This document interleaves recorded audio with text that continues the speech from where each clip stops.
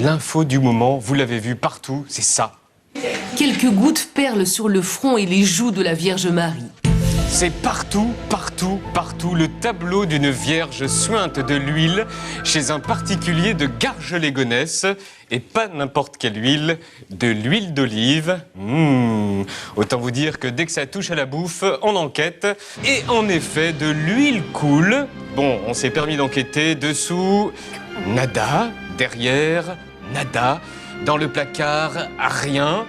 Nous avons rempli un mug d'huile et hop, vous rajoutez 2 œufs frais, un peu de poivre, de la moutarde, vous battez le tout et... Tadam ! Vous avez une superbe mayonnaise. Salut, c'est Dieu. Oui, monsieur, il y a un problème? La dérision comme explication, on se rassure comme on peut. C'est ce fait divers qui va me conduire à m'intéresser de plus près à cette femme que certains appellent Notre-Dame. Je décide donc de me rendre à Garges-les-Gonesse, mais j'arrive accompagné. Je débarque avec un huissier de justice et son clerc, et la bénédiction du propriétaire de l'icône, qui lui en a vraiment marre des salades des médias. Je découvre une famille installée en France depuis quelques années et originaire d'Antioche, en Turquie. Antioche, qui n'est autre que le berceau du christianisme. L'icône vient de Grèce, elle a été offerte par un ami de la famille, un prêtre orthodoxe. L'icône a un nom? Le nom de l'icône. La mère de la lumière, d'accord. Okay. Et c'est donc une icône que vous avez de famille, de... Vous voyez, les huissiers de justice interviennent dans toutes sortes de situations. Va chercher du coton. 20 ans d'activité, c'est la première fois, oui. Après avoir vérifié que l'icône était bien isolée de tout contact extérieur et loin de toute source de chauffage, l'huissier pose les scellés. Pas tous les jours qu'on ferme des... C'est pas tous les jours qu'on enferme une icône pour être certain qu'elle soigne bien toute seule. On va mettre le sceau en cire de l'étude.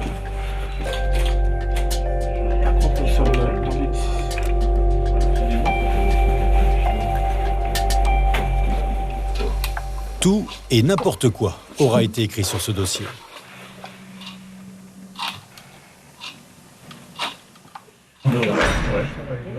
Premier constat, je découvre que cette icône de la Vierge a déjà quelques vertus, comme celle de rassembler dans une même prière chrétiens et musulmans.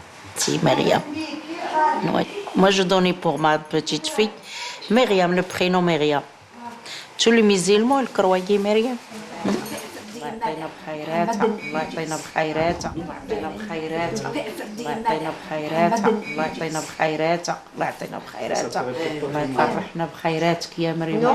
Sept jours plus tard, c'est déjà l'heure de la récolte.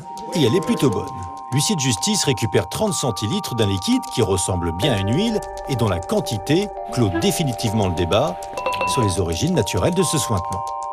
Reste maintenant à analyser ce liquide qui va prendre la direction des labos. Affaire réglée, il n'y a plus qu'à attendre les résultats. D'où vient cette huile?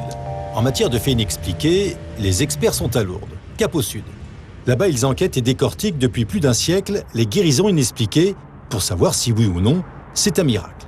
Ce lieu est mondialement reconnu non pas pour son huile, mais pour son eau. Ici, ce n'est pas une icône de la Vierge qui est concernée, mais une femme qui a fait jaillir une source au pied d'une grotte. Son nom, Immaculée Conception. Bienvenue à Lourdes, la seule usine à miracle du monde. Pourtant ici, il n'y a rien à vendre. Aucun gisement de pétrole, pas de parc d'attractions, il n'y a qu'une grotte et de la flotte. Résultat, ce lieu perdu est devenu la deuxième ville hôtelière de France après Paris. 7 millions de visiteurs, 7000 guérisons dites inexpliquées et des millions de personnes à faire trempette dans une eau glacée. Qui plus est, des personnes infectées par tous les microbes de la planète. Et le miracle n'est pas forcément là où on l'attend. Le médecin a-t-il déjà connaissance de cas de contamination dans les piscines de Lourdes en 150 ans? Écoutez, ça peut être arrivé, mais je n'ai pas connaissance. En mes connaissances, non. Je pense que s'il y aurait été une infection, une épidémie qui partait des piscines de Lourdes, je pense qu'il aurait fait premier titre sur les journaux du monde. Pas de contamination, une épidémie de miracle, le médecin-chef de Lourdes refait les comptes. 70 millions de pèlerins, 7000 guérisons inexpliquées, 70 miracles reconnus. Là, il y a un problème sur le plan statistique. Qu'est-ce qui arrive au but de la chaîne? Pourquoi seulement 70, 69? C'est pas comme ça. Ça signifie étouffer Lourdes dans les statistiques. C'est tomber dans le péché du positivisme contemporain qui cherche de tout mesurer. Mais comment vous pouvez mesurer le cœur avec des statistiques?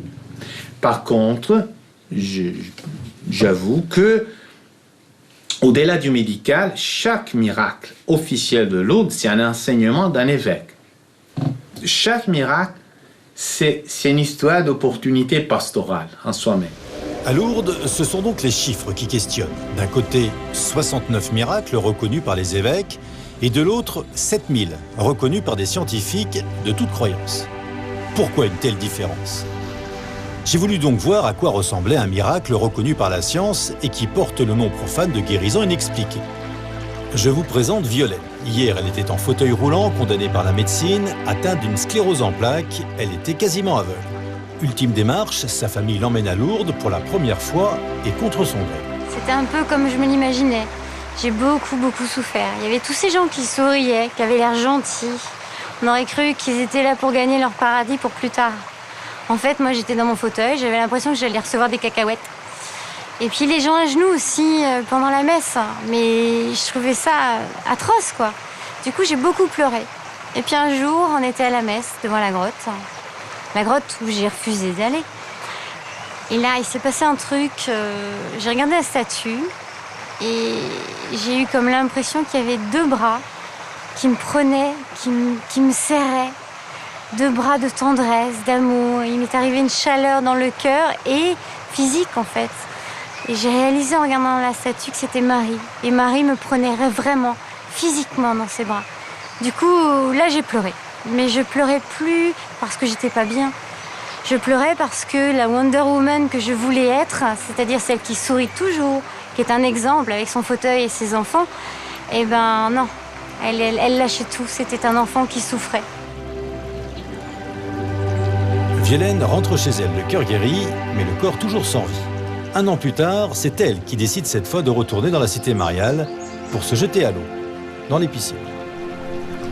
Puis d'un seul coup, à mi-chemin, les pieds dans l'eau froide, j'ai senti un amour, mais comme s'il y avait quelque chose qui me transportait. Je savais, de toute façon, j'avais plus de corps. J'avais juste la sensation, une sensation d'amour.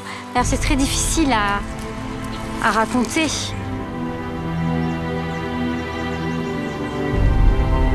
C'était tellement fort, tellement puissant cet amour divin que mon cœur il est petit quand même.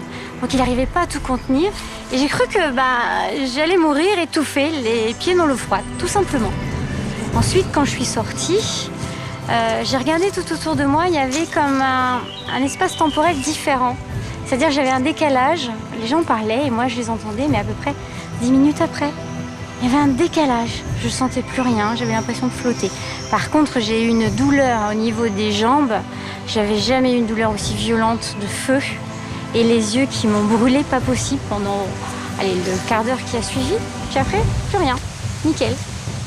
Je suis sortie, j'ai rejoint les rangs, entre guillemets. On a repris les fauteuils, tout ça. Par contre, j'avais pas les mots, j'en ai pas parlé. J'en ai pas parlé, mais vraiment, j'avais l'impression que j'avais vu Jésus et qu'il m'avait dit « Eh ben, tu vois, je t'aime ».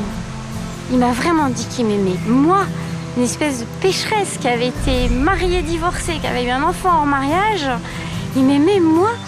Alors là, mon bonheur, il était total. J'en demandais pas plus. J'en demandais pas plus. Et au niveau de la maladie, qu'est-ce qui s'est passé par la suite? En fait, dans l'heure qui a suivi, on a le fauteuil roulant, on était les premiers. Il a crevé. Donc on a dû changer de... On a pris une petite berline là. Et en fait, on m'a posé avec bien des précautions, sauf que je tenais debout. Donc là, ça a été déjà, j'ai dit mince, je tiens debout, c'est pas normal. Et là, je me suis dit, ah ouais, avec ce que j'ai vécu, j'en ai plein le cœur, c'est l'effet Lourdes, je me sens bien. Ça, c'était la première chose que j'ai pensé. Par contre, c'est le lendemain.